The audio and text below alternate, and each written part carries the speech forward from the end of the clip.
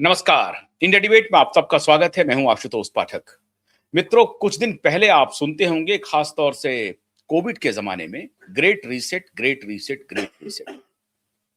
और संयोग बस हमारे देश के प्रधानमंत्री भी ग्रेट रीसेट के बारे में चर्चा करते रहते थे। मुझे नहीं मालूम उस वक्त हमारे देश के प्रधानमंत्री को ग्रेट रीसेट का कितना इल्म था या नहीं था, मुझे नहीं मालूम। लेकिन अब जो स्थिति लग रही है, ऐसा लग रहा है कि पूरी दुनिया में एक रीसेट हो रहा है। वो ग्रेट होगा कि नहीं, ये तो मुझे नहीं मालूम, लेकिन एक रीसेट तो होने की स्थिति होती जा रही है। और उसमें सबसे अधिक अगर किसी को चौकन्ना रहने की जरूरत है, तो दुनिया के दो देश हैं जिनको चौकन्ना रहने की जरूरत है। तीसरी जो एक महाशक्ति है, उसको ना ना काहू से दोस्ती, ना काहू से बैर, कभी वो चालाकी कर गुजरता है। जो उसका दोस्त दिखता है उसी के साथ दुश्मनी निभा देता है, जो दुश्मन दिखता है उसी के साथ वो दोस्ती कर लेता है। मैं चाइना के रेफरेंस में बात कर रहा हूं कि चाइना किसका दोस्त कब बनेगा, किसका दुश्मन कब बनेगा, आप उस पर भरोसा नहीं कर सकते। लेकिन दो देशों की स्थिति पूरी दुनिया में अभी अजीब तरह की होने वाली है। एक तो रूस और दूसरा भारत। आप सोच रहे होंगे कि मैं ऐसी चर्चा क्यों कर रहा हूं। और भारत में भी क्या नरेंद्र मोदी निशाने पर आ गए हैं, इसमें दो राय नहीं है। आज मैं 5 बड़े कारण बताने जा रहा हूं जिससे भारत को सतर्क रहने की जरूरत है। और ऐसा लग रहा है कि दुनिया रीसेट की तरफ बढ़ती जा रही है। ग्रेट मैं फिर भी नहीं कहूंगा। रीसेट का तात्पर्य है कि वर्ल्ड ऑर्डर बड़ी तेजी से बदलने वाला है। ये कौन सा वर्ल्ड ऑर्डर है, क्या बन रहा है? वेनेजुएला की घटना के बाद पूरी दुनिया एक प्रकार से बदल गई है। और अभी तक जो आपको खबरें, कम से कम भारतीय मीडिया में कुछ खबरें आ रही हैं कि पूरा विश्व बटा हुआ है, दो भागों में बट गया है, अमेरिका के खिलाफ आंदोलन हो रहे हैं, लोग सड़कों पर उतर रहे हैं, ये सब फजूल की बातें हैं। टोटल इसका कोई महत्व नहीं है। अगर कोई जंतर मंतर पर कोई सीपीआई पार्टी के कुछ लोग उतर जाएं और अमेरिकी प्रेसिडेंट की आलोचना करने लगे, तो उसका क्या मतलब है? कुछ भी नहीं। अगर वेनेजुएला में कुछ लोग डोनाल्ड ट्रंप की आलोचना करने के लिए उतर भी जाएं, तो उसका क्या मतलब है? कुछ नहीं। अंत में प्रतिफल क्या है? प्रतिफल यह है कि वेनेजुएला के राष्ट्रपति, उनकी पत्नी अभी अमेरिका के जेल में सड़ रहे हैं। सड़ने के लिए मजबूर कर दिया है। अब उनके खिलाफ मुकदमा चलेगा और मुकदमा के बाद पता नहीं उनको फांसी पर चढ़ाया जाएगा या क्या किया जाएगा। सच्चाई यही है।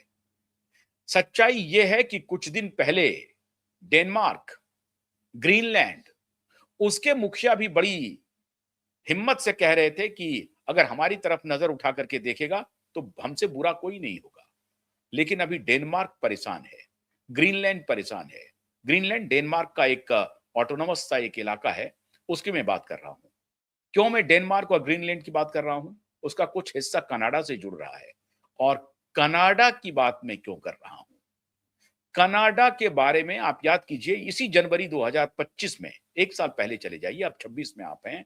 जनवरी 2025 में राष्ट्रपति डोनाल्ड ट्रंप ने कहा, और राष्ट्रपति की जब भी बात होती है तो राष्ट्रपति का मतलब डोनाल्ड ट्रंप होता है। जैसे डिटर्जेंट का मतलब सर्फ होता है, ठीक उसी प्रकार से राष्ट्रपति की अगर कोई बात हो तो समझ लीजिए डोनाल्ड ट्रंप की बात हो रही है। तो राष्ट्रपति डोनाल्ड ट्रंप ने कहा कि अब कनाडा अमेरिका का, और चुनाव के पहले भी वो बोल रहे थे, कनाडा अमेरिका 52वां स्टेट हो जाएगा। मतलब 51वां या 52वां जो भी स्टेट, मतलब भारत अमेरिका के जो राज्य हैं उसमें एक और राज्य की संख्या बढ़ जाएगी और वो संख्या होगी कनाडा की। दो बातों को समझिए। वेनेजुएला की आबादी कितनी थी? 30 मिलियन, 3 करोड़। 3 करोड़ की आबादी वाले स्टेट में घुस करके अमेरिका के कि सैन के डेल्टा ने, जो डेल्टा सैनिक है उनका, उन्होंने कमाल कर दिया और घुस करके कोहराम मचाया। वेनेजुएला के राष्ट्रपति उनकी पत्नी को बंदी बना करके ले आया। 3 करोड़ की आबादी है। उसी प्रकार से कनाडा की कितनी आबादी है? 4 करोड़। एरिया कितना है? दुनिया का दूसरा सबसे बड़ा क्षेत्रफल वाला देश है। पहला क्षेत्रफल वाला कौन देश है? आपको सबको बताने की जरूरत नहीं है। 17 मिलियन स्क्वायर किलोमीटर का देश है रसिया। और उसके बाद अमेरिका और चाइना लगभग बराबर है, 10 मिलियन से दोनों नीचे है। 10 मिलियन स्क्वायर किलोमीटर का अमेरिका और चाइना। और उसके बाद आता है फ्रांस, दूसरा है कनाडा, 10 मिलियन से ऊपर, 10 मिलियन से थोड़ा सा ऊपर ही है कनाडा का क्षेत्रफल। और आबादी कितनी है? मात्र 4 करोड़। 3 करोड़ आबादी किसकी थी? वेनेजुएला की। तो अगर डोनाल्ड ट्रंप कह रहे हैं कि अमेरिका का 52वां स्टेट या 53वां स्टेट कनाडा होगा, तो कोई अतिशयोक्ति नहीं है। दिक्कत सिर्फ ये है कि और जो दो बड़े राष्ट्र हैं, जिसमें क्षेत्रफल के हिसाब से अगर आप देखेंगे तो फ्रांस, जिसका कि 6 पॉइंट कुछ मिलियन स्क्वायर किलोमीटर है, और उसके बाद जर्मनी 3 पॉइंट कुछ, और फिर उसके बाद भारत 3.33 मिलियन स्क्वायर किलोमीटर। मतलब 7वां दुनिया का सबसे बड़ा देश भारत है क्षेत्रफल के हिसाब से। आबादी के हिसाब से दूसरा दुनिया का सबसे बड़ा देश है। लेकिन एक तरफ जिसकी आबादी महज 4 करोड़ है, लेकिन क्षेत्रफल दुनिया का दूसरा सबसे बड़ा देश कनाडा, उसके ऊपर ट्रंप की नजर है। उसको कह रहा है कि हम ट्रंप मिला लेंगे अपने साथ। और डेनमार्क और ग्रीनलैंड को तो ट्रंप पहले ही लेने के चक्कर में है। अब कनाडा, डेनमार्क, ग्रीनलैंड ये सभी यूरोपियन यूनियन के हिस्सा है। तो क्या यूरोपियन यूनियन अमेरिका के खिलाफ आवाज उठाएगा? अब मैं क्यों कह रहा हूं कि भारत को सतर्क रहने की जरूरत है।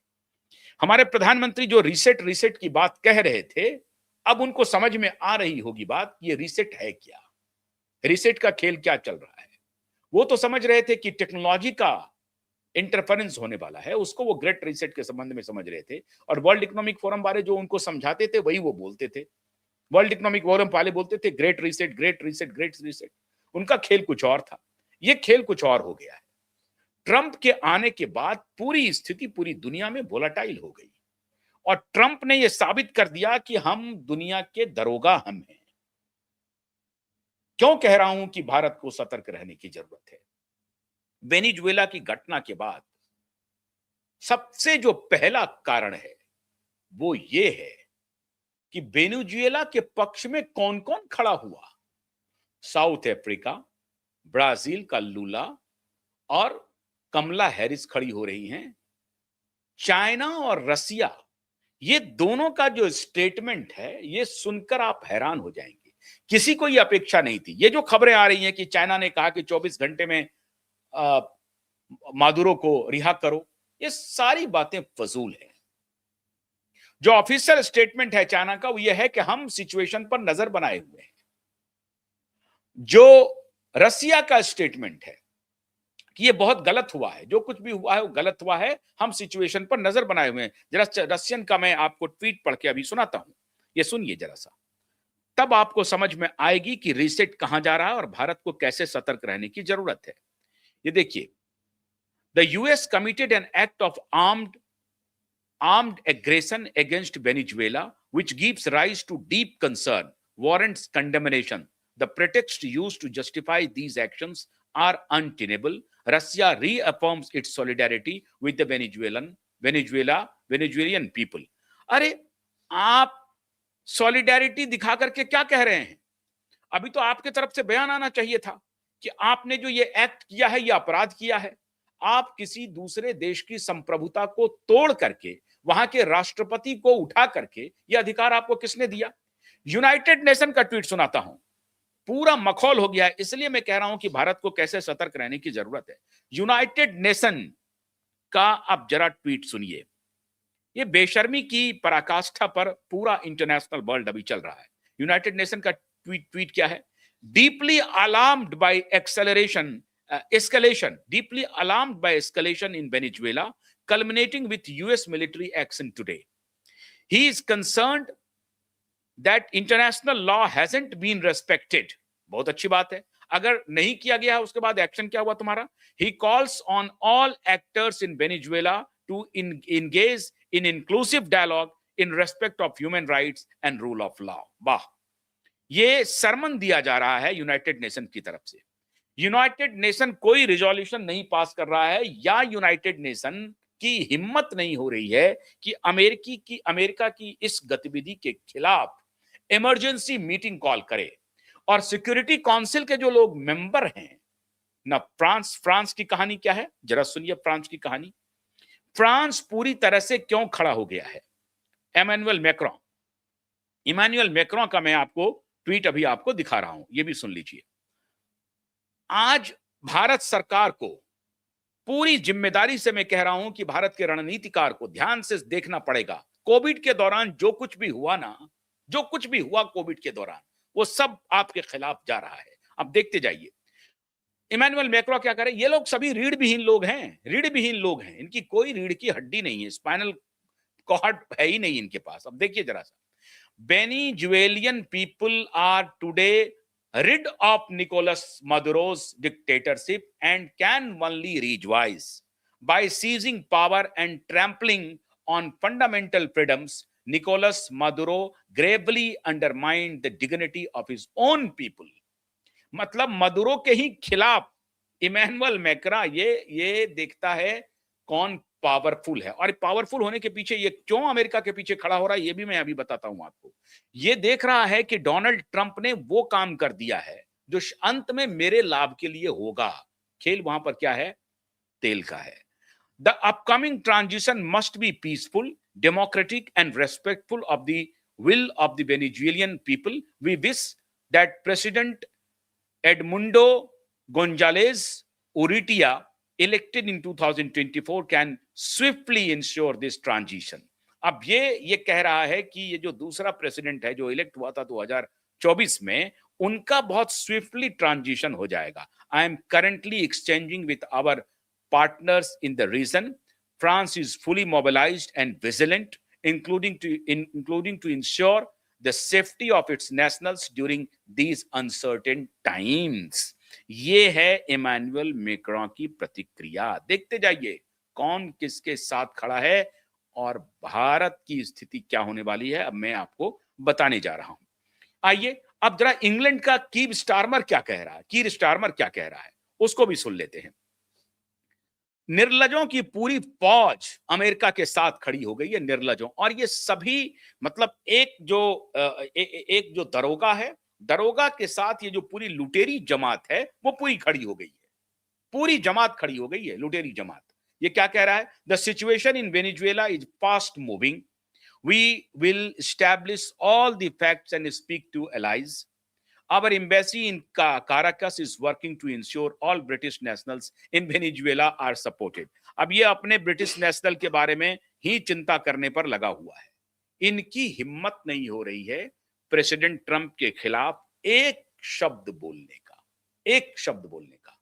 आप याद कीजिए कि जब जेलेंस्की को एक प्रकार से धक्का दिया था, धकिया दिया था, जो लोकल डायलेक्ट में अगर हम कहें तो धकिया दिया था जेलेंस्की को जब प्रेसिडेंट ने, तो ये कीव स्टारमर कहा था कि नहीं ये बहुत बुरा हो रहा है, हम ऐसे करेंगे वैसे करेंगे। वहां से अमेरिका से आया, फौरन जेलेंस्की गया कीव स्टारमर से मिलने के लिए, और फिर इन लोगों ने बैठक करके फिर कुछ कहा, फिर समझा दिया। अमेरिका कुछ नहीं है, अमेरिका वही क्लान है, यही फ्रांस, यही इंग्लैंड और यही जर्मनी, ये सभी आपस में भाई है। For that matter to some extent Russia भी। रसिया का जो स्टेटमेंट था वो सबसे महत्वपूर्ण था मित्रों। सब लोग प्रतीक्षा कर रहे थे कि रसिया इस मामले में खड़ा हो जाएगा और ये वर्ल्ड वॉर की तरफ पूरी दुनिया बढ़ते जा रही है। ये है रीसेट, लेकिन हुआ नहीं। रीसेट क्या हुआ? अभी तो हो रहा था कि बाइपोलर होगा, मल्टीपोलर होगा। धीरे धीरे वेनेजुएला की इस घटना के बाद दुनिया यूनिपोलर दिखाई पड़ रही है। कीर स्टारमर पूछ सहला रहा है डोनाल्ड ट्रंप की, इमानुएल मैक्रों पूछ सहला रहा है डोनाल्ड ट्रंप की। Canadian president, prime minister Canada के किसी नेता की हिम्मत नहीं है अमेरिका के खिलाफ जाने की, क्योंकि उनको तो पहले डर है कि कहीं हमारे ऊपर ही ना कब्जा हो ले। डेनमार्क और जो ग्रीनलैंड है उसको कब्जा करने के लिए पहले ही ट्रंप ने बोल दिया हुआ है कि ग्रीनलैंड को हम कब्जा करेंगे। 6 मिलियन आबादी है, लगभग 60 लाख आबादी है पूरे ग्रीनलैंड और डेनमार्क की। 60 लाख वाले कहां जाएगा? तो कभी भी कब्जा कर लेगा। 3 करोड़ वाले को तो अंदर घुस करके उठा लिया, तो क्या हैसियत है उसकी? और उसके जर्मनी और फ्रांस की क्या हैसियत है? एरिया बड़ा होने से क्या होता है? एरिया तो बड़ा है कनाडा का भी, लेकिन कनाडा को कह रहा है कि हम 53वां राज्य बनाएंगे। ये स्थिति है अमेरिका की। खुलेआम कह रहा है, छुप के नहीं कह रहा, साफ साफ कह रहा है। गाजा को कह रहा है ट्रंप की सीधे हमको दे दो। अभी मैं आ रहा हूं, अभी मिडिल ईस्ट पर मैं आता हूं। अभी पहले यूरोपियन यूनियन के देशों का क्या रवैया है पोस्ट वेनेजुएला। इंग्लैंड किसके साथ खड़ा है? अमेरिका के साथ। फ्रांस किसके साथ खड़ा है? अमेरिका के साथ। जर्मनी अमेरिका के साथ खड़ा है। कनाडा अमेरिका के साथ खड़ा है। अफ्रीका ब्राजील ने थोड़ी बहुत आलोचना की है, और अमेरिका में कमला हैरिस आलोचना कर रही हैं, और जोहरान ममदानी आलोचना कर रहे हैं। जोहरान ममदानी कह रही डेमोक्रेसी की बड़ी हत्या हो रही है, मैंने प्रेसिडेंट से बात करने की कोशिश की है, ये बहुत गलत हो गया है, ऐसा नहीं होना चाहिए। तो जोहरान ममदानी जो है रूप में उसको कहेगा ठीक है, तुझे बोलते रहो थोड़ा बहुत हमारे खिलाफ। जिसको विरोध करना था, ना ऑस्ट्रेलिया ना जापान, सब साधे हुए। भारत की तरफ से सदा हुआ बयान आया है, हम सिचुएशन पर नजर बनाए हुए हैं। आपके नजर बनाए होने से क्या होगा? हम बनाए हुए हैं, बनाए रखिए आप। तो हम सिचुएशन पर नजर बनाए हुए हैं, और वेनेजुएला के हम संवेदना व्यक्त करते हैं। रसिया भी वही कह रहा है, हम सिचुएशन पर नजर बनाए हुए हैं, हम उनके साथ सॉलिडेरिटी निभाते हैं। चाइना ने भी कहा कि ये गलत तो हुआ है, लेकिन अब ये जो खबर आ रही है ना कि हम नहीं अगले 24 घंटे में रिहा करो, चाइनीज ने कह दिया, कहीं कुछ नहीं कहा है, कुछ भी नहीं कहा है चाइना ने। ना चाइना ने कुछ कहा, ना रसिया ने कुछ कहा। ये दो देश जो सबसे इंपॉर्टेंट हैं, उन्होंने कुछ भी नहीं कहा। भारत के ऊपर जो थोड़ी बहुत उम्मीद लगी होगी, तो भारत सिचुएशन को दूर से देख रहा है। देखना भी चाहिए, भारत को कूदने की जरूरत है भी नहीं। लेकिन अब जरा रीसेट की कहानी सुनिए। तेल का खेल मतलब यह हो गया कि यूनिपोलर तो आप समझ लिए, बाइपोलर नहीं रहा। रसिया और चाइना के साथ जो पूरा देश का एक पूरी दुनिया के देशों का विभाजन हो जाता, ऐसा प्रतीत नहीं हो रहा है।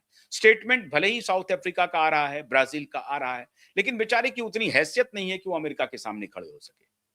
ये तभी हो सकता है कि जब रसिया, दुनिया का सबसे बड़ा देश क्षेत्रफल वाइज 17 मिलियन स्क्वायर किलोमीटर वाला देश, खड़ा हो जाए अमेरिका के खिलाफ, और उसके साथ खड़ा हो जाए चीन, और उसके साथ खड़ा हो जाए भारत, और फिर उसके साथ इधर यूरोपियन यूनियन का भी कोई देश खड़ा हो जाए। ऐसा होने जा नहीं रहा है। ऑस्ट्रेलिया क्या बेचारी की औकात है, जापान क्या बेचारी की औकात है, कोई औकात नहीं है। तो जो औकात वाले देश हैं, सबसे बड़ी बात है कि यूनाइटेड नेशन की हिम्मत नहीं हो रही है कि वो सिक्योरिटी काउंसिल के मेंबर्स को अविलंब, अब इसी से आपको समझना है कि यूनाइटेड नेशन है क्या। यूनाइटेड नेशन एक खिलौना है। जिस यूनाइटेड नेशन के पास हमारे पंडित जी गए थे लेकर के, क्या आप हमारा बीच बचाव कर दीजिए ये कश्मीर के मुद्दे को लेकर के। और यूनाइटेड नेशन क्या है? अमेरिका के हाथ का खिलौना है। उनका स्टेटमेंट अभी मैंने आपको पढ़ के सुनाया। औकात नहीं है यूनाइटेड नेशंस की अपने सिक्योरिटी काउंसिल के मेंबर को बोले कि सीधा सीधी इंटरनेशनल लॉ का उल्लंघन हुआ है, अंतरराष्ट्रीय। अरे भाई, अगर आपको वेनेजुएला के प्रेसिडेंट को उठाना ही था, वेनेजुएला के प्रेसिडेंट को सजा ही देनी थी, आपने इसके पहले भी झूठ कमिट किया है, और आपके पार्टनर ने इस बात को स्वीकार कर लिया है। पहले कौन पार्टनर? यही लेबर पार्टी का नेता टोनी ब्लेयर। उन्होंने ओपनली आकर के कहा कि हमने इराक के साथ गलत किया था, धोखा किया था, इराक में कोई जैविक हथियार नहीं था। अब आप इनको कह रहे हैं कि ये ड्रग पेडलर है, ये ड्रग का सौदेबाजी करता है मदुरो। इसके लिए भी आप क्या यूनाइटेड नेशंस में कोई चर्चा हुई क्या? क्या सिक्योरिटी काउंसिल में कोई बात हुई क्या? नहीं हुई। मतलब यूनाइटेड नेशन को उठा के फेंक दिया अमेरिका ने। इसको कहते हैं रीसेट। प्रधानमंत्री जी ध्यान से सुनिए मेरी बात को, ध्यान से सुनिए प्रधानमंत्री जी आज मेरी बात को। पता नहीं आपके कौन है डिप्लोमैट्स, क्या समझा रहे हैं आपको। बहुत पार हो गए थे ना बिल गेट्स के साथ, इसको समझने की जरूरत है। कई क्या क्या कारण हो रहे, इसलिए भारत को बहुत सतर्क रहने की जरूरत है, और खास तौर से हमारे प्रधानमंत्री को। आपकी कुर्सी के पीछे पड़े हुए हैं ये सारे लोग। आपकी कुर्सी चाहिए, क्योंकि आपका बाजार इन्हें चाहिए, आपका बाजार। बाकी इन लोगों की कोई औकात नहीं है। बस हथियारों के दम पर एक लुटेरा लुटेरों को इकट्ठा कर रहा है। वही गजनी का फॉर्म है। डोनाल्ड ट्रंप नया गजनी बनकर के आया है, यही समझ लीजिए। और उनके साथ ये जो लश्कर के जो लोग हैं, इमानुएल मैक्रा, कीर स्टारमर, ये सभी उनके लश्कर के लोग हैं। तो ये सभी डफली बजाने वाले लोग हैं। तो पहला कारण तो ये हो गया कि ये जो जो ग्रेट रीसेट आप बोल रहे थे ना, अब ये नया ग्रेट रीसेट हुआ, यूनिपोलर वर्ल्ड दिखाई दे रहा है। ये सभी अब अमेरिका की चौधरी के पीछे खड़े हो गए हैं। दूसरा कारण, अगर चाइना और रसिया ने स्टेप अप नहीं किया इस वेनेजुएला के मुद्दे पर, तो आप मान के चलिए दूसरा कारण यह है कि रसिया ने एक प्रकार से गिव अप कर दिया है और रसिया को लग रहा है कि एक तो हम यूक्रेन के साथ फ्रंट खोले हुए हैं और अगर हम अभी वेनेजुएला के मुद्दे पर डायरेक्ट अमेरिका से कन्फ्रंटेशन करेंगे तो और परेशानी होगी। तो संभल संभल के चल रहा है। रसिया ने एक प्रकार से वेनेजुएला के प्रकरण में हथियार डाल दिया है। प्रधानमंत्री जी, ये समझने की बात है। और जब तक रसिया आगे नहीं बढ़ेगा, चाइना ढुलमुल बात करता रहेगा। चाइना बिजनेस पार्टनर है अमेरिका का। चाइना बिजनेस पार्टनर है, ये बात आपसे छिपी हुई नहीं है, पूरी दुनिया जानती है। अमेरिका में चाइना का कितना इन्वेस्टमेंट है।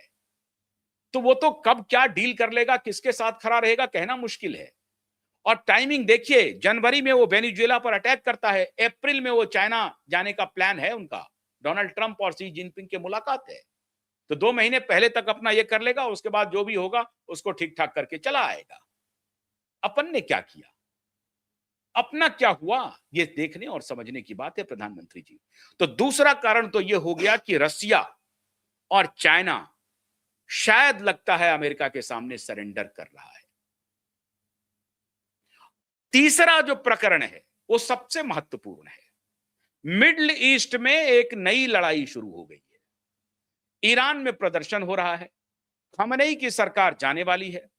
कब जाएगी, आज जाएगी, कल जाएगी, परसों जाएगी, it is a matter of days. Israel उस पर नजर बनाए हुए है। इजराइल का इशारा है कि कहीं खमेनी को इजराइल ही ना उठा ले। वो इस बीच में देख रहा है कि इधर लूट है तो इधर चरखा को हम ले लें अपने तरफ। वो कहते हैं ना, कहावत है, लूट में चरखा नफा। तो ये जो लूट में चरखा उठाने की कोशिश में इजराइल लगा हुआ है, तो खमेनी उधर परेशानी में है। और सबसे परेशानी का जो सबब है मिडिल ईस्ट में, उधर सऊदी अरब और यूनाइटेड अरब अमीरात, ये इस दोनों में ठन गई है। सऊदी अरब ने हमला कर दिया है यमन पे, अब वहां वॉर छिड़ गया है। अब ये सऊदी अरब और यूनाइटेड अरब अमीरात, अब इस दोनों के बीच में अगर युद्ध एस्केलेट हुआ तो मिडिल ईस्ट अपनी परेशानी में फंसा रह जाएगा। हालांकि इनकी कोई औकात नहीं है। इनका एक ही सिग्निफिकेंस था, तेल। और तेल में दुनिया के सबसे बड़े प्रोड्यूसर के पास अमेरिका ने कब्जा कर लिया ऑलरेडी। वेनेजुएला सबसे ज्यादा उत्पादन वाला देश है तेल का, वेनेजुएला। अब वेनेजुएला पर अमेरिका ने कब्जा कर लिया। इराक पर उनका एक प्रकार से कब्जा है ही। ईरान को वो तबाह करने में लगा हुआ है। ईरान की हालत खराब है। और सऊदी और यूनाइटेड अरब अमीरात, इस दोनों को लड़ा दिया है। उसको भी ताल ठोक दिया, उसको भी पीठ ठोक दिया है। बिना अमेरिका की सह के सऊदी प्रिंस लड़ाई नहीं छेड़ सकता है। वहां उसको डिस्टेबलाइज किया हुआ है। इधर बांग्लादेश की हालत उसने पहले खराब कर दी है। तो मिडिल ईस्ट भी डिस्टेबलाइज है। ये तीसरा कारण देखते जाइए। ईरान कमजोर हो रहा है, मिडिल ईस्ट भी कमजोर हो रहा है। चौथा कारण, भारत के पड़ोसी देशों को पूरी तरह से भारत के खिलाफ भड़का करके रखा हुआ है। पूरी तरह से भारत के खिलाफ भड़का दिया है। आपको लगता है कि बांग्लादेश भारत के सामने घुटने टेकेगा? नहीं टेकेगा। पाकिस्तान भारत के सामने घुटने टेकेगा? नहीं टेकेगा। आपको उसको उसकी भाषा में जवाब देना पड़ेगा। कैसे जवाब देंगे? जवाब देंगे कैसे? ये दोनों को आपके खिलाफ उकसा करके रखा हुआ है। नेपाल की कोई औकात नहीं है। बांग्लादेश पाकिस्तान की भी कोई औकात नहीं है। जब चाहे भारत 2 मिनट में खत्म कर दे। मतलब यह हुआ कि आपको उलझा सकता है, उलझा सकता है। जब सऊदी अरब अमीरात और सऊदी अरब में, यूनाइटेड अरब अमीरात और सऊदी अरब में तकरार करवा सकता है, तो यहां भी करवा सकता है, कुछ भी करवा सकता है वो। और पांचवा कारण, सबसे जो महत्वपूर्ण है, वो है तेल के व्यापार का कारण मित्रों। अब ये यूरोपियन यूनियन वाले क्यों डरे हुए हैं? क्योंकि यूरोपियन यूनियन को कहता है अमेरिका कि तुम रसिया से तेल मत खरीदो और हमने तेल का नया बाजार ढूंढ लिया है। हम हो सकता है कि तुमको महंगे में बेचते, क्योंकि हमारे पास तो एक सीमित भंडार है। भंडार हमारे पास भी है, लेकिन हमारे पास तो सीमित है। लेकिन हम जो अब वेनेजुएला में जो हमारा काम होगा, उससे हम तुम्हारी भरपाई कर देंगे। ये और बात है कि यूरोपियंस कोशिश कर रहा है कि पेट्रोलियम पर अपना डिपेंडेंस कम करे। भारत भी उस पर काम कर रहा है, लेकिन ये अभी दूर की कौड़ी है। अभी इसमें 15-20 साल रहेंगे, पेट्रोलियम कहीं जाने वाला नहीं है। 15-20 साल अभी और लगेगा। टेक्नोलॉजी का क्या इनोवेशन होता है, ये देखने वाली बात होगी। लेकिन अब अमेरिका कह रहा है कि हमारा जो वेनेजुएलियन ऑयल है वो हम तुमको देंगे। अब पूरा यूरोप इसी इंतजार में बैठा हुआ है कि हमको सस्ता तेल मिल जाएगा। इकोनॉमी का खेल है। तो रसिया को घेरने के लिए कि तुम्हारा हम बाजार तोड़ देंगे, और फिर हो सकता है कि अमेरिका भारत को भी कहे, अरे तेल आपको हम उससे सस्ता दे रहे हैं, क्यों परेशान हो रहे हैं, लीजिए ना, हमने वेनेजुएला को ले आया अपने साथ, आपको देते हैं तेल, हम उससे सस्ता देते हैं। तो ये फिर ये जो चौधरी है ये बनिया है, बेसिकली ये बनियागिरी करेगा, ये प्रॉफिट एंड लॉस में देखेगा, सब कुछ को प्रॉफिट एंड लॉस में देखेगा। तो ये जो 5 कारण हैं, ये भारत के लिए सतर्क रहने का कारण है। और कभी कभी मुझे ये लगता है मित्रों कि ये जो प्रेडिक्ट करने वाले होते हैं, ये 27 में मोदी की कुर्सी चली जाएगी तो इसमें चले, मैं उसमें बिलीव नहीं करता हूं। लेकिन भारत को वेनेजुएला में अगर कुछ हो रहा है तो आप ये मत समझिए, भारत के जो हमारी जो आवाम है वो ये न समझिए दर्शकों, ये वेनेजुएला में हो रहा है। इसका कास्केडिंग इंपैक्ट आपके ऊपर पड़ेगा। डोनाल्ड ट्रंप एक ऐसा लुटेरा है जो ये देखता है कि हमने यहां लूटा, कोई आवाज आई क्या हमारे खिलाफ? नहीं आई, चलो दूसरे जगह अब लूटते हैं। फिर यहां लूटा, कोई आवाज आई क्या? नहीं लूटते हैं। मतलब ये अपने कुकर्म को छिपाने के लिए, जिस दिन एप्स्टीन फाइल रिलीज हो रही थी, खबर थी कि उसी दिन ये वेनेजुएला पर अटैक करने वाला है, माहौल ऐसा बना दिया था। लेकिन चूंकि उस दिन मियाद पूरी हो रही थी, जो इनका जो लॉ डिपार्टमेंट है उनको जो 1 महीने का वक्त मिला हुआ था, उस 1 महीने में उनको ये रिलीज करना था एप्स्टीन फाइल को, तो रिलीज तो किया, लेकिन सारे जो अनक्लासिफाइड जिसको कहते हैं आप, मतलब उसको मोर्फ करके रिलीज कर दिया। और उधर जो लोग थे जो इसमें विक्टिम थे वो कह रहे थे कि भाई रिलीज कीजिए, हमारी पहचान आएगी। तो उसका बहाना बना दिया कि जो विक्टिम है उसकी पहचान पब्लिक ना हो, इसलिए उसको मोर्फ करके या ब्लैक ब्लैक पेजेस उसने रिलीज कर दी हजारों की संख्या में। और कुछ अपनी ऐसी तस्वीर निकाला जिस पर बहुत ज्यादा आपत्तिजनक नहीं थी, छोटी मोटी बात थी, और वो तो वहां का समाज एक्सेप्ट भी कर लेता है। मैं तो कह रहा हूं कि इनकी घोर आपत्तिजनक तस्वीर पर भी अमेरिकी समाज में कुछ नहीं होना था इनके खिलाफ। अमेरिकी समाज को इसने एक प्रकार से अनैतिक दलदल में फंसा दिया है, बल्कि अमेरिकी समाज उस दलदल में फंस चुकी है जहां यह सब बात कोई मायने नहीं रखता है, कुछ भी नहीं रहा। 2019 में काम चल गया इसके खिलाफ, लेकिन अब ये देखिए 2024 में जीत करके आ गए। क्या हुआ था बिल क्लिंटन के खिलाफ? कुछ भी नहीं हुआ। मोनिका लेविंस्की की सारी बातें सबके दुनिया के सामने आ गई, फिर भी लोगों ने उन्हें स्वीकार कर लिया बिल क्लिंटन साहब को। कुछ भी नहीं हुआ बिल क्लिंटन को। हमारे देश में तो हो जाए, उनका निकलना दूभर हो जाए, लेकिन वहां कुछ नहीं हुआ। बिल क्लिंटन शरेआम घूमते रहे, पकड़ा गया, सब कुछ हो गया, पता चल गया कि मोनिका लेविंस्की के साथ उनके क्या रिश्ते थे, सब कुछ पूरी दुनिया में पता चल गया। लेकिन उनकी पत्नी ने भी एक्सेप्ट कर लिया, उनके समाज ने भी एक्सेप्ट कर लिया, अमेरिका ने भी एक्सेप्ट कर लिया। कुछ नहीं हुआ बिल क्लिंटन साहब का। तो उनके यहां कुछ होना भी नहीं था, लेकिन फिर भी उस मुद्दे को हटाने के लिए, ध्यान से हटाने के लिए वेनेजुएला का खेल खेला गया। लेकिन वेनेजुएला के इसी प्रेसिडेंट ने कुछ दिन पहले ट्रंप को चुनौती दी थी। अभी डेनमार्क के डेनिस प्राइम मिनिस्टर हैं, वो भी धमकी दे रहे हैं। अब उनको पता नहीं है कि ये जब अब एक लुटेरा जब निकल चुका है, एक को लूट चुका है, तो दूसरा भी अपना लश्कर लेके जाएगा। और लश्कर में जब ढोल बजाने वाले कीर स्टारमर और इमानुएल मैक्रो जैसे होंगे, पीछे से बलैया लेने वाले, वाह वाह वाह वाह वाह वाह कहने वाले, तो वो जो लश्कर का जो मुखिया है वो तेजी से आगे बढ़ेगा। मामला बहुत गंभीर है मित्रों, और इसमें भारत के डिप्लोमेसी को बहुत ढंग से काम करना पड़ेगा। और मैं समझता हूं कि इसमें नेशनल सिक्योरिटी एडवाइजर जो हैं, उनकी भूमिका बहुत महत्वपूर्ण है, बहुत महत्वपूर्ण है। और मैं इस मामले में बहुत कॉन्फिडेंट हूं कि एनएसए डोभाल भारत को किसी भी परिस्थिति से बचा ले जाएंगे, किसी भी परिस्थिति से। और उनकी नजर बांग्लादेश पर भी होगी, उनकी नजर पाकिस्तान पर भी होगी। अब एक बार ठीक से प्रधानमंत्री को ये बात सोचना पड़ेगा कि कोविड के दौरान जो आप ग्रेट रीसेट कह रहे थे ना, वो मामला अलग था, ये रीसेट हो गया कुछ और। इसलिए जो इंटरनेशनल जियोपॉलिटिक्स है, उसमें फूंक-फूंक करके कदम रखने की आवश्यकता है। हम किसी के साथ बहुत एडवांस हो जाएं या किसी के साथ दूर चले जाएं, ऐसा नहीं होना चाहिए। हाउएवर देयरफॉर जैसे शब्दों का इस्तेमाल करते हुए बीच में एल्बो पॉलिटिक्स करते हुए आपको आगे बढ़ना पड़ता है। उस भीड़ में अपनी जगह बनानी पड़ती है। हमारे प्रधानमंत्री को यह सीखना पड़ेगा। ये इंटरनेशनल डिप्लोमेसी के बहुत ही एक ऐसे मोड़ पे हम लोग खड़े हैं जहां बहुत सतर्कता से अपने कदम रखने पड़ेंगे, क्योंकि वेनेजुएला के इशू पे रसिया का जो व्यवहार है और रसिया के जिस सिचुएशन है, मुझे लगता नहीं है कि रसिया स्टेप अप करेगा या चाइना स्टेप अप करेगा, नहीं करेगा। बाकी तो सारे उनके पीछे लग्गू हैं। तो अगर वर्ल्ड दो खेमे में बंटता तो साउथ अफ्रीका बेचारे वो बोल तो रहे हैं, लेकिन साउथ अफ्रीका का क्या, वो बोलने से कुछ फायदा है? ब्राजील क्या उखाड़ लेंगे? साउथ अफ्रीकन क्या उखाड़ लेंगे? अपने भूख से परेशान है, गरीबी से परेशान है, मुफलसी में पूरी जिंदगी जा रही है। अमेरिकी डॉलर पर तो उनकी जिंदगी चल रही है। ब्राजील का भी वही हालत है, साउथ अफ्रीका का भी वही हालत है।